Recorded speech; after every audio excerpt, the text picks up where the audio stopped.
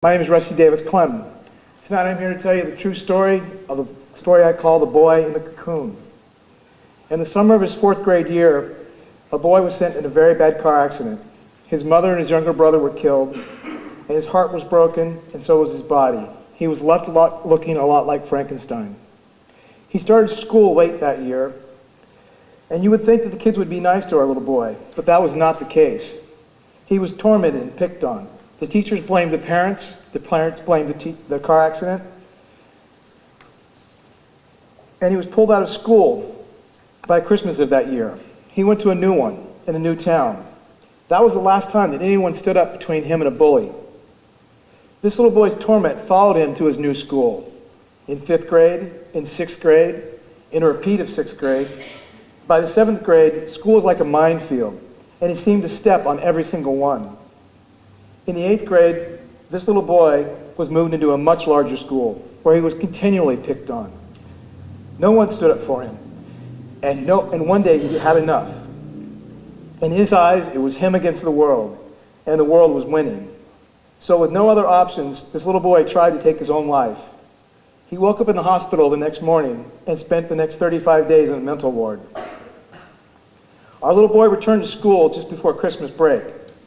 Nothing had changed, and so when he went back and he was bullied again, he picked up a desk and he smacked it across the bully's face. Of course, the fault wasn't with the bully, nor was it with the school, which had failed to talk to the student body, nor the teachers who had said nothing when they saw what was happening. The little boy was blamed, and he was expelled from school.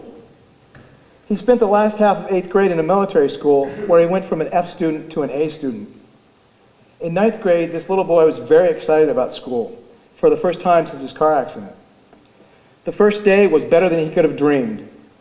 Although he's back in public school, a friend from the military was there, and he was a big kid. Finally, he thought, somebody there who would look out for him. His excitement didn't last long. The other kids knew that this little boy was gay, and from that moment on, he had a new label, fag.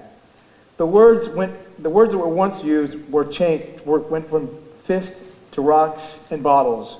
School became a danger zone for him, and he started showing up less and less. By the 10th grade, stepping on campus meant pain, and on the days when he could manage to come on campus and face his bullies, he did.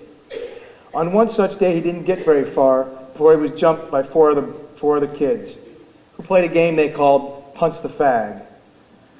When he walked in class, all bloodied, he was sent to the office.